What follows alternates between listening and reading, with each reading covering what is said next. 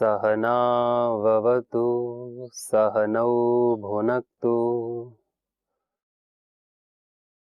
सह वीर्यं करवावहै तेजस्विनावधीतमस्तु मा विद्विषावहै। ओम शांति शांति शांति। नमस्कार।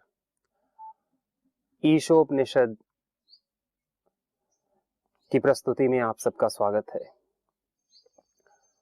पिछली कड़ियों में हमने उपनिषद के बारे में जाना कि उपनिषद की विषय वस्तु क्या होती है, इसको पढ़ने का, इसको सुनने का, इसको जानने का अधिकारी कौन है, उपनिषद विषय में संबंध क्या है और उपनिषद का प्रयोजन क्या है।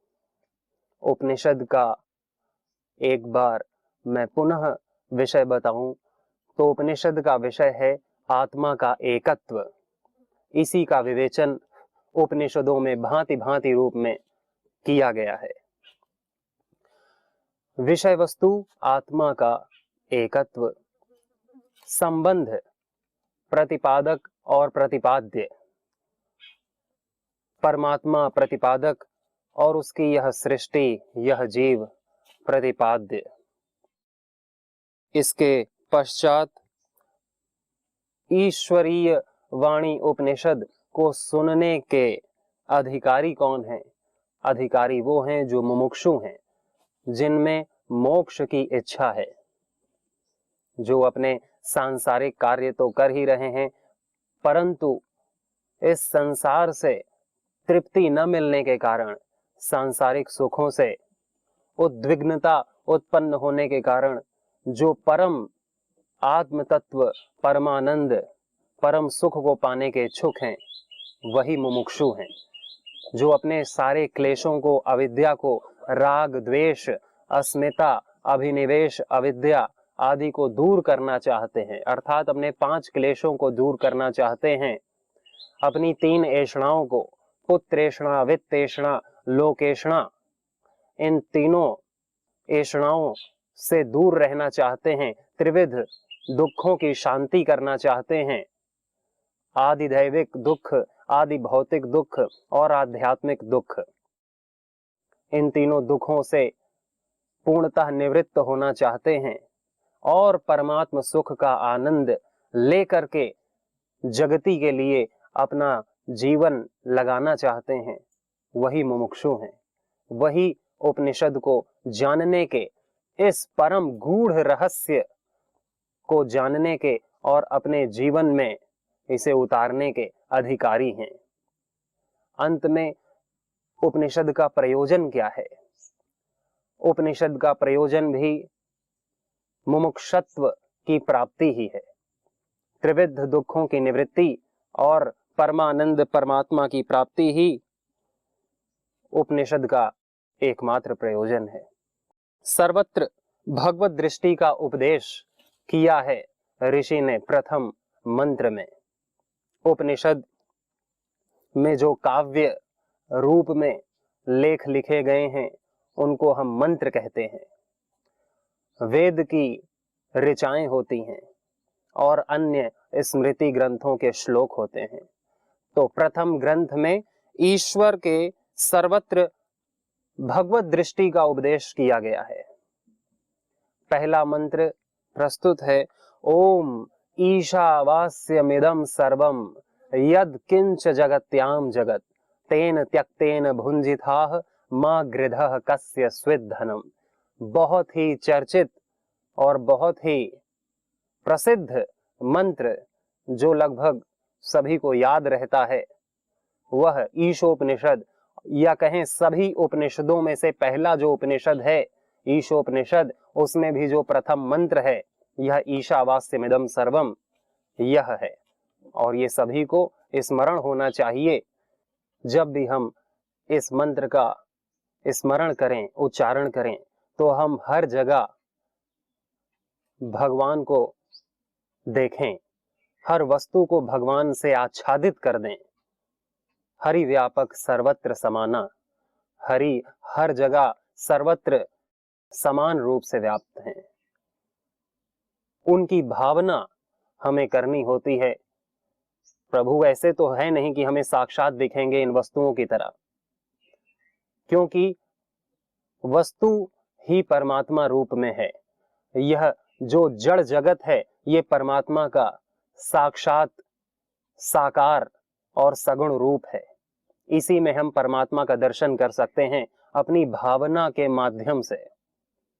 परमात्मा के कई रूप होते हैं। एक रूप होता है निर्गुण निराकार रूप, जो सर्वत्र व्याप्त है, निर्गुण है, निराकार है, उसको ये चर्म चक्षु नहीं देख पाते। दूसरा रूप परमात्मा का है सगुण निराकार रूप, जो कि निराकार होते हुए भी सगुण है। परमात्मा की अदृश्य शक्तियां जो संचालित कर रही हैं इस पूरी प्रकृति को, जो कार्य कर रही हैं इस प्रकृति में। पौधे का जो बीज होता है उसमें से अंकुर निकलता है, और अंकुर कैसे धीरे धीरे जल पाने से, सूर्य का प्रकाश पाने से कैसे बड़ा होता है, फिर उसमें फूल निकलते हैं, फल निकलते हैं और फिर बीज निकलते हैं। इसी तरह हम जल को देखें तो जल कैसे नदियों से, पहाड़ों से निकलता है नदियों के रूप में, और नदियों से फिर वो जाके सागर में मिलता है, सागर से फिर उष्णता के कारण वो आसमान में बादल बनता है, और बादल से जब नीचे जल बन के आता है तो हमारे काम में आता है पीने के, और मनुष्य को जीवन देता है। यह सृष्टि चक्र जो संचालित है यह परमात्मा का ही निराकार सगुण रूप है, जिसको हम प्रकृति कहते हैं। जो अदृश्य प्रकृति इस दृश्य में, इस दृश्य के भीतर कार्य कर रही है। और एक है सगुण साकार, जो हम इन चर्म चक्षुओं से देख पाते हैं, जो हम अपने मन से महसूस कर पाते हैं, जो हमें हमारी अंतर्दृष्टि और बाह्य दृष्टि से हम देख पाते हैं। सब में, जीव जंतुओं में, वनस्पतियों में, गऊ में, पशु पक्षियों में, मनुष्यों में, सभी वस्तुओं में जो हम देखते हैं वो परमात्मा का ही सगुण साकार रूप है। यही है ईश्वर की भावना करना, कि हर वस्तु प्रभु से ही आच्छादित है, प्रभु से ही ओतप्रोत है, अपने संस्कार को लिए कार्य कर रही है, स्वतंत्र है, परंतु उसे जो शक्ति दे रहा है वो मूल तत्व परमात्मा ही है। जो मुझे शक्ति दे रहा है वो भी परमात्मा है। केनोपनिषद में कहा है कि यत् श्रोत्रेण न शृणोति येन श्रोत्रमिदं श्रुतम्, यद चक्षुषा न पश्यति येन चक्षुंषि पश्यति, यत् प्राणेन न प्रणीति येन प्राणः प्रणीयते। अर्थात जिसको ये चक्षु नहीं देख पाते, जिसके द्वारा ये चक्षु देखते हैं, जिसको कान सुन नहीं पाते, जिसके द्वारा ये कान सुनते हैं, जिसके कारण से यह प्राण हमारे को जीवित रखता है, जिसको प्राण ग्रहण नहीं कर पाते, जिसके द्वारा प्राण ग्रहण किए जाते हैं, वही परमात्मा है।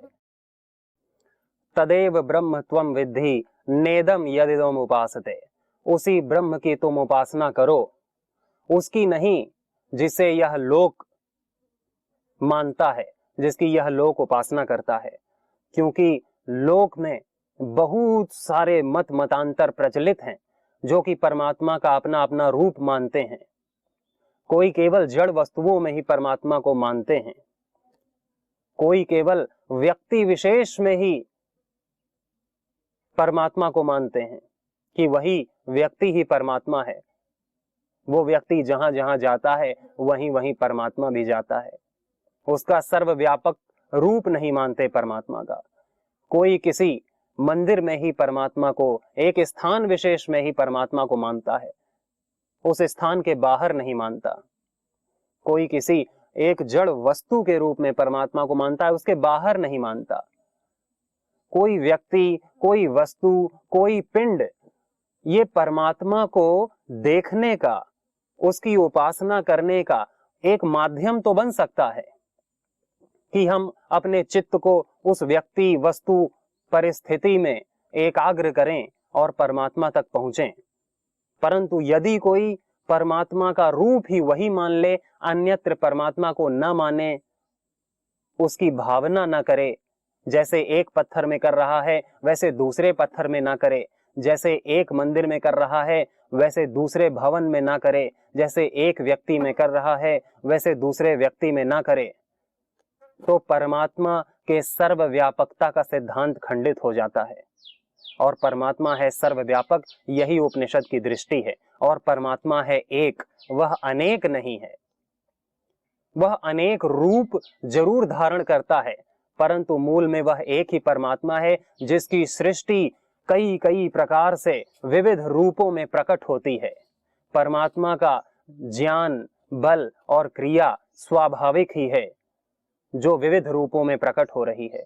इसीलिए हम सबको एक ही परमात्मा का, जो सर्वव्यापक हैं, सर्वज्ञ हैं, सर्वांतर्यामी हैं, सर्वहितकारी हैं, उनकी उपासना करने योग्य है, जिससे हमारी इंद्रियां, हमारा मन, हमारी बुद्धि, हमारा अहंकार संचालित है, जिससे यह पूरा ब्रह्मांड संचालित है। उसी की हमें उपासना करनी चाहिए, उसकी नहीं जिसकी यह लोक उपासना करता है, बल्कि उसकी जिसकी वेद हमें आज्ञा देता है, जिसकी उपनिषद हमें राह बताते हैं। यही आवश्यकता है कि हमें शास्त्रों के शरण में आना पड़ेगा परमात्मा के रूप को जानने के लिए, आध्यात्म का सही मार्ग जानने के लिए। बहुत सी ऐसी शक्तियां हैं जो हमें मंत्र से प्राप्त होती हैं, कर्मों के माध्यम से। पिछली कड़ी में हमने जाना था कि कर्म में 4 गुण होते हैं। पहला गुण उत्पन्न होता है कर्म, दूसरा गुण कर्म में विकार उत्पन्न होते हैं, फिर कर्म हमें प्राप्त होते हैं, और अंतिम कर्म संस्कारित होते हैं। तीसरा प्रकार का जो गुण है कर्म का, वह है प्राप्त होना। जैसे कि हम मंत्रोच्चारण करते हैं एकाग्रता पूर्वक, मंत्र के देवता की भावना करते हैं, तो उस देवता की भावना करने से उस देवता की शक्ति हमें प्राप्त होती है, जो कि परमात्मा की शक्ति का ही एक अंश है। परमात्मा की शक्ति हमें प्राप्त होती है, उसकी शांति, उसका आनंद हमें मंत्र के माध्यम से प्राप्त होता है। योग दर्शन के कैवल्य पाद अर्थात चतुर्थ पाद का पहला मंत्र कहता है, जन्म औषधि मंत्र तपः समाधि जा सिद्धयः। समाधि की सिद्धि के 4 लक्षण बताए हैं, 4 कारण बताए हैं, 4 हेतु क्या हैं? समाधि प्राप्त करने के जन्म, किसी किसी को सहज जन्म से ही समाधि प्राप्त होती है, उसके पूर्व जन्मों के पुरुषार्थ के माध्यम से। उसने पूर्व जन्म में ही अपने सारे क्लेश क्षीण कर लिए हैं, अपने बुद्धि को निर्मल कर लिया है, अपने मन को इतना एकाग्र कर लिया है, परंतु किसी कारणवश उसका वह जन्म परम समाधि पाने में विफल हो गया था, तो वो अगला जन्म लेते ही उसको समाधि की प्राप्ति होती है, जैसे ही वो होश संभालता है। ऐसे हमारे कई सारे महापुरुष, श्री राम, श्री कृष्ण, शंकराचार्य, रमण महर्षि इत्यादि जन्म से ही पूर्ण विद्वान, पूर्ण समाधिस्थ थे। दूसरा कारण बताया है समाधि का औषधि, कि कई ऐसी औषधियां हैं जिनका पान कर लेने से हमें समाधि की प्राप्ति होती है, एकाग्रता की प्राप्ति होती है, हमारी बुद्धि निर्मल हो जाती है, मन एकाग्र होता है, जितने समय उस औषधि का असर हमारे भीतर होता है। तीसरा है मंत्र, कि हमें मंत्र के माध्यम से भी समाधि की प्राप्ति होती है। जो मंत्र उपनिषद में दिए गए हैं, परमात्मा जिनका विषय है, अर्थात परमात्मा का एकत्व, उसकी सर्वव्यापकता जिन मंत्रों का विषय है, उन मंत्रों में चित्त लगाने से हमें एकाग्रता, शांति, समाधि की प्राप्ति होती है। जन्म औषधि मंत्र तप, और एक तप के माध्यम से जिसका मन चंचल है वह क्या करे, वह वैराग्य को धारण करे, वह ये जाने कि यह संसार की कोई भी वस्तु मुझे सुख नहीं दिला सकती, मेरे मन को शांत नहीं कर सकती। शांति के लिए, सुख के लिए मुझे निर्भर होना पड़ता है किसी व्यक्ति विशेष में या किसी वस्तु में। तो वह तप करता है, उन चीजों को स्वयं से त्यागता है और अपने लक्ष्य के प्रति एकाग्र रहता है, अर्थात संसार से वैराग्य करता है और परमात्मा में एकाग्रता का अभ्यास करता है, ध्यान का, होश पूर्वक जीने का, जागरूकता का अभ्यास करता है। इस तप के माध्यम से उसे समाधि प्राप्त होती है, जिसमें ये जो 4 कारण बताए समाधि प्राप्त होने के, जन्म, औषधि, मंत्र और तप, इसमें जो मंत्र है वह हमारे बड़े काम का है और बहुत ही सरल उपाय है। ओम परमात्मा का वाचक है। योग दर्शन में कहा है, तस्य वाचकः प्रणवः तज्जपस् तदर्थ भावनम तत्प्रत्यय एकतानता ध्यानम।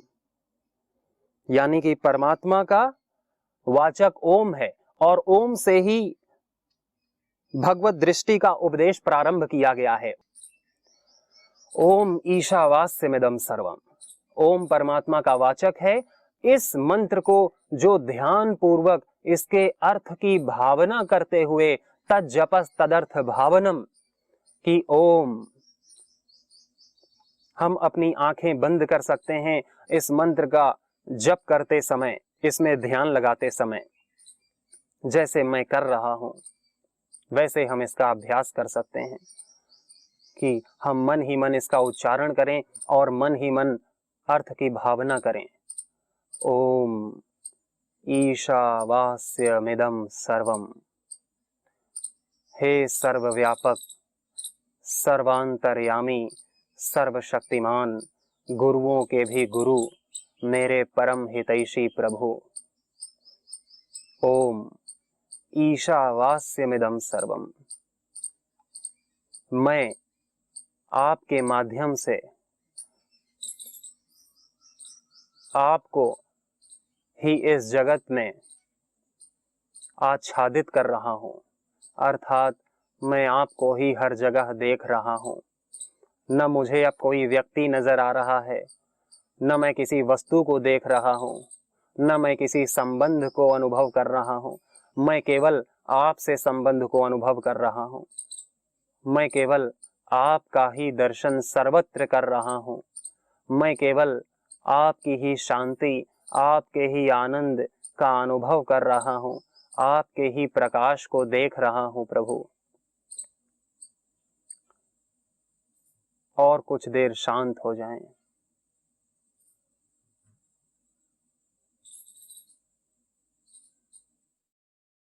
इस तरह से हम मंत्र की भावना करते हैं और परमात्मा को सर्वत्र आच्छादित कर अपनी साधना करते हैं।